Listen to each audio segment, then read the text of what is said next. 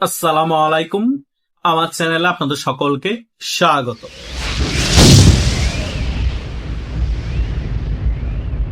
গত 4-5 দিন ধরে আওয়ামী লীগের নেতাকর্মীদের উপর স্টিমরোলার চালাচ্ছে বর্তমান সরকার।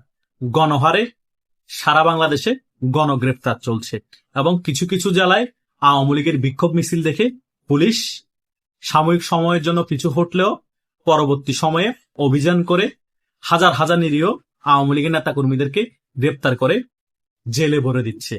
গত 2-3 দিন ধরে চট্টগ্রাম সিটির মধ্যে যে পরিমাণ মব করা হচ্ছে আওয়ামী লীগের নেতাকর্মীদের উপর এবং পুলিশ দ্বারা যেভাবে আওয়ামী লীগের নেতাকর্মীদের উপর নির্যাতিত করা হচ্ছে এবং যেভাবে গণগ্রেপ্তার করা হচ্ছে, এটা কোনোভাবেই একটি গণতান্ত্রিক দেশে হতে পারে না। আওয়ামী লীগ বিক্ষোভ মিছিল করছে, আওয়ামী লীগ জানমালে কোনো ক্ষতি করছে না। আওয়ামী লীগ বিক্ষোভ মিছিলে জয় বাংলা স্লোগান দিচ্ছে, এটা মুক্তিযুদ্ধের সময় মুক্তিযোদ্ধারা জয় বাংলা স্লোগান দিয়ে মুক্তিযুদ্ধ করেছে। সো জয় বাংলা স্লোগান কোনো আওয়ামী লীগের একার সম্পত্তি না। জয় বাংলা স্লোগান হচ্ছে বাংলাদেশ আওয়ামী লীগের একার সম্পত্তি। তারা যদি নিজেরা দাবিও করে সেটা আমি মানতে নারাজ। জয় বাংলা স্লোগান হচ্ছে বাংলাদেশের আপমার জনতার স্লোগান।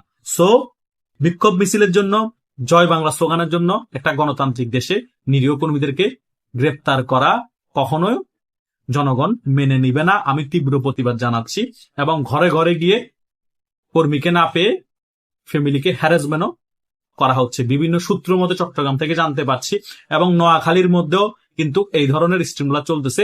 পুলিশও স্টিমুলার চালাচ্ছে, নির্যাতন করতেছে এবং বিএনপিও একত্রিত হয়ে আওয়ামী লীগের ঘর বাড়িতে গিয়ে গিয়ে নির্যাতন চালাচ্ছে। আমার কথা হচ্ছে, তোমরা আওয়ামী লীগের নেতা কর্মীদেরকে নির্যাতন করবা, তোমরা আওয়ামী লীগের নেতা কর্মীদেরকে জেলে ভরে দিবা। তারা যখন প্রতিরোধ করা শুরু করে দেয় তখন তোমরা আবার পুলিশ দিয়ে নির্যাতন চালাবা।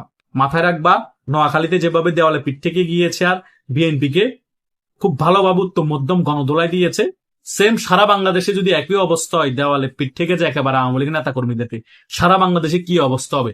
পুলিশও কিন্তু রেহাই পাবে না। পুলিশ কেন ভুলে যাচ্ছে 5 আগস্ট তাদের ভাইদেরকে মেরে মেরে ঝুলিয়ে রেখেছিল এবং তাদের একজন সহকর্মীকে মেরে ফেলেছিল, তিনি একজন প্রেগনেন্ট মহিলা ছিল। এগুলো ভুলে গিয়েছে পুলিশ। পুলিশ এখন বিএনপির হয়ে আওয়ামী লীগের উপর নির্যাতন চালাচ্ছে, বিএনপির দালালি করতেছে। এটা হওয়ার কথা না। বাংলাদেশে যখন একটা সংস্কৃতি তৈরি হয়েছে পুলিশ মারার, সেটা কিন্তু আগামীতে হবে। আগামীতে আওয়ামী লীগ গণ আন্দোলন তৈরি করবে। আগামীতে আওয়ামী লীগ কিন্তু যে সকল পুলিশ এখন আওয়ামী লীগের নেতা কর্মীদের উপর স্টিমুলার চালাচ্ছে, নির্যাতন করছে, এই সকল কিছুও কিন্তু পুলিশের সাথে হবে। কারণ 5 আগস্ট এগুলো বিএনপি, জামাত, এনসিপি জোট শিখিয়ে দিয়ে গিয়েছে। তাই পুলিশের কাছে আমি বিনীত অনুরোধ করব, আপনারা কোনো নিরীহ আওয়ামী লীগের নেতা কর্মীদেরকে গ্রেপ্তার করবেন না। কোনো মামলা ছাড়া তার ঘরে গিয়ে তার ফ্যামিলিকে হয়রানি করবেন না। যারা অপরাধী তাদেরকে গ্রেপ্তার করুন। আর মেইন অপরাধী টাকা লুটপাটকারীরা তো এ সকল এনসিপি টোকাদের সাথে আঘাত করে টাকা দিয়ে বিদেশে পালিয়ে গিয়েছে। মেইন অপরাধীদেরকে আপনারা ধরছেন না, নিরীহ আওয়ামী লীগের নেতা কর্মীদেরকে হ্যাসেল করছেন, তাদের ঘর বাড়িতে গিয়ে খুঁজতেছেন, ফ্যামিলিকে হ্যারাসমেন্ট করতেছেন। ওয়াই? কেন কেন এই সকল কার্যকলাপ করতেছেন? বাংলাদেশের জনগণ এগুলো ভালো চোখে দেখছে না। বিএনপি যে সকল কাজ করতেছেন, আওয়ামী লীগও তো আবার ক্ষমতায় আসবে। আওয়ামী লীগ যেভাবে ক্ষমতায় ছিল 20 বছর পর আপনারা ক্ষমতায় এসেছেন না, আওয়ামী লীগও দরকার হলে আরো 10 বছর 20 বছর পর ক্ষমতা আসবে। কিন্তু আসবে তো, তখন আপনারা কোথায় যাবেন? সবাই আমরা বাংলাদেশের মানুষ, সবাই আমরা বাংলাদেশে থাকতে হবে। প্রতিহিংসার রাজনীতি ভালো কিছু বয়ে আনা না। আওয়ামী লীগ যে প্রতিহিংসার রাজনীতি করেছিল তার 10 গুণ আওয়ামী লীগ ফেস করেছে। এখন আপনারা যে 10 গুণ আওয়ামী লীগকে দেখাচ্ছেন, আবার 20 গুণ আপনারা ফেস করার জন্য প্রস্তুত হন। এটাই হচ্ছে নিয়তির খেলা। তাই প্রতিহিংসার রাজনীতি বাদ দিয়ে আওয়ামী লীগের সাথে সমঝোতা করে আওয়ামী লীগকে বাংলাদেশের রাজনীতি করার সুযোগ করে দেন এবং বাংলাদেশে একটা গণতান্ত্রিক প্রক্রিয়া ফিরে আনেন। ফ্রি অ্যান্ড ফেয়ার নির্বাচন হোক, স্থানীয় নির্বাচন, এবং আগামীতে যে নির্বাচন হবে সেই নির্বাচনে আওয়ামী লীগকে অংশগ্রহণ করতে দেন। ফ্রি অ্যান্ড ফেয়ার নির্বাচন হবে। আপনারা যদি 200-র উপর আসন পান বা 150-র উপর আসন পান, আপনারা সরকার গঠন করবেন।